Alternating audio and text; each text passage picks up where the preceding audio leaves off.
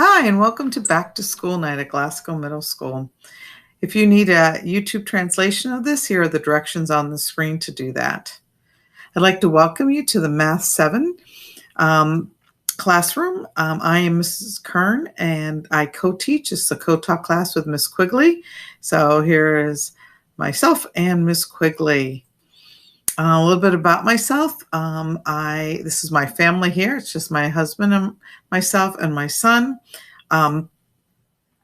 My son is all grown up. He's living his own in Newport News, working for Dominion Energy.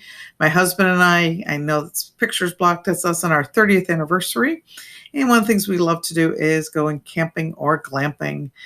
We love to hike and bike. This is my 27th year in Fairfax County, and it is my 21st year at Glasgow. I love teaching at Glasgow, and I can't imagine teaching at any other school.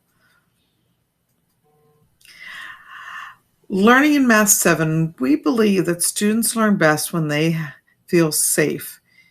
And we also think they learn best when they have many opportunities to practice and make mistakes. We celebrate mistakes in our Math 7 classroom. And in order to be able to feel free to make mistakes, goes back to the students feeling safe to make those mistakes and learn from them. We feel that that's how we learn best.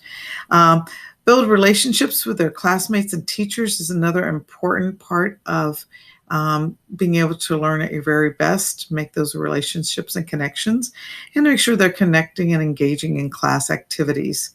To be successful, students will need to attend class regularly, come prepared with paper and pencil, and as much as possible, limit distractions. They'll participate in class using lots of tech tools. There are lots of ones in this last couple of weeks that we've learned how to use, from microphones to chat, to agree, disagree, to polling, to moving slides around in Google Slides. We're learning lots of ways in a virtual environment to interact with each other. And the other thing they can do to be successful is to remember to complete Monday's asynchronous work that will be posted on Google Classroom every Monday. Curriculum this year, you can see it is quite full. We start with a rational number system, fractions, decimals, and percents, move into proportions, then look at exponents and square roots, expressions, equations, inequalities, solving 1- and 2-step equations and inequalities, looking at functions, triangles and quadrilaterals is our geometry unit, probability, looking at theoretical versus experimental probability this year. Data distributions is another way that we say statistics. And the last unit is on surface area and volume of rectangular prisms and cylinders of 3-dimensional objects. How do we assess for progress, how your student is progressing through the curriculum? We're doing formative assessments all the time. Some of them might be very informal, such as thumbs up, thumbs down. Others might be a little more formal, where we ask them to complete an exit ticket before they leave class to check to see if they understood the lesson that was taught that day. Summative assessments are our larger assessments, usually given at the end of a unit, although if the unit's long, sometimes we'll give them in the middle or as we go along. These tend to be more typically test, or they could be projects for students to show that they have mastered the content. Other feedback that we'll be sharing with you through report cards or email is how your students' organization, which has changed somewhat when we're organizing in a virtual environment, and behavior in school, and we'll be making sure that we keep track of that as another part of what we're assessing while they're in school. At home in school.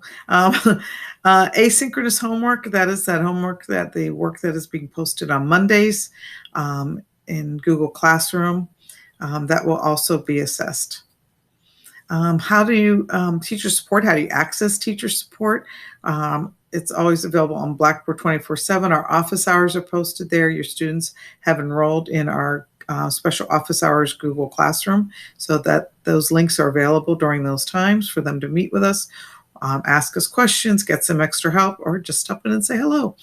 Our syllabus will soon be posted. The contact info will be there, as well as a grid. The grid is a new thing this year. It is posted both on Blackboard and in Google Classroom. It's a quick synopsis of the week of what's expected on Monday and the other 2 days that they'll be live in our classroom. And also there are lots of online resources that we can share with you. I just want to say thank you and shout out to all of you who are giving all that extra support this year because of the distance learning. Thank you. It is appreciated.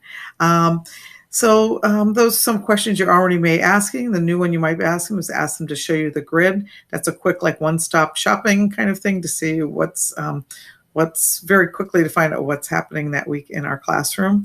And the homework, our homework will mostly be that asynchronous work that we assign on Monday. So that would be a good one also to check on Mondays to make sure that they're checking in math and all their other Google Classrooms to complete that work. Mentioned this before, I'll mention real quickly, pens and pencils, their agenda to kind of keep track of their schedule. A binder with loose leaf or notebook, some kind of paper where they can do their calculations or write their thoughts down. And then I think this should be at the top of the list to make sure their computer, that they have their school computer and that they that everything's functioning properly. Looking forward to a great year. Nice meeting you all virtually. Hope someday it will be in person. Have a wonderful evening.